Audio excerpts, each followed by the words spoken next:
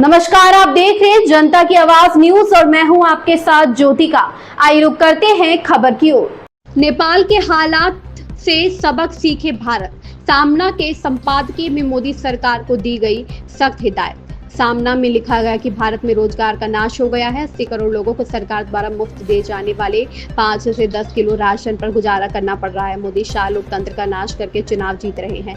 यह सभी अव्यवस्थाएं देश के लिए खतरनाक है। नेपाल में विरोध प्रदर्शन के बाद बिगड़े हालात को लेकर सामना ने मोदी सरकार को सख्त हिदायत दी है। सामना में प्रकाशित संपादकीय में कहा गया है कि नेपाल में आग, बेरोजगारी और गुस्से की चिंगारी से भड़की है। भारत को इससे सबक सीखना चाहिए। बेरोजगारी, लोकतंत्र का विनाश और बढ़ती जाति धर्म की राजनीति देश के लिए बेहद खतरनाक है। सामना में लिखा गया कि भारत में रोजगार का नाश हो गया है। 80 करोड़ लोगों को सरकार द्वारा मुफ्त दिए जाने वाले 5 से 10 किलो राशन पर गुजारा करना पड़ रहा है। मोदी शाह लोकतंत्र का नाश करके चुनाव जीत रहे हैं। लोकतंत्र के सभी स्तंभ ढहते दिख रहे हैं। धर्म और जाति की राजनीति अपने चरम पर पहुंच गई है।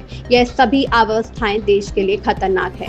संपादकीय में अन्य देशों के हालात की ओर इशारा करते हुए कहा गया है कि कैसे भूख, बेरोजगारी और भ्रष्टाचार की समस्याओं का समाधान नहीं किया गया। इससे संसद लोगों के लिए बेकार हो गई। सीमा पर स्थित लगभग हर देश में विद्रोह भड़क उठे। श्रीलंका, म्यांमार, बांग्लादेश, अफगानिस्तान और पाकिस्तान में भी यही स्थिति है। जनता ने श्रीलंका और बांग्लादेश की सरकारों को उखाड़ फेंका क्योंकि भ्रष्टाचार असहनीय हो गया था। जब लोगों के मन में स्वाभिमान की चिंगारी भड़कती है तो उसे भड़कने में देर नहीं लगती। फिर लोग बंदूकों और तोपों की भी परवाह नहीं करते। संपादकीय में कहा गया कि आज नेपाल के प्रधानमंत्री पहले चीन और फिर पाकिस्तान जाते हैं। यह भारत की विदेश नीति की विफलता है। सैकड़ों चीनी शिक्षक वर्तमान में नेपाल में हैं और नेपाल के लोग उनसे चीनी भाषा सीख रहे हैं। पहले नेपाल का रंग भगवा था, अब यह पूरी तरह से चटक लाल हो गया है और भारत सरकार इस बदलाव को रोक नहीं पाई। चीन के साथ घनिष्ठ संबंधों ने नेपाल को यह दावा करने का साहस दिया है कि भारत देश की जमीन पर अवैध कब्जा कर रहा है। बता दें कि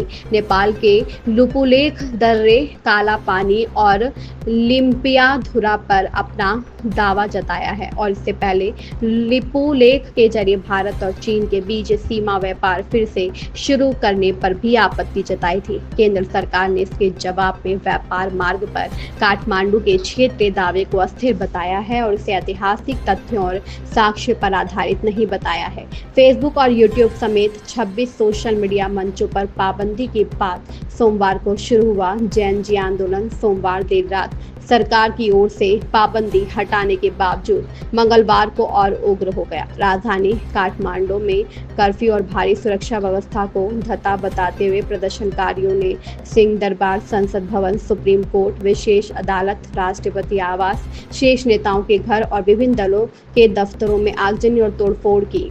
सिंह दरबार पूरी तरह से राख हो गया। इसमें पीएम व मंत्रियों के दफ्तर हैं। इस खबर में बस इतना ही। बने रहिए जनता की आवाज न्यूज के साथ।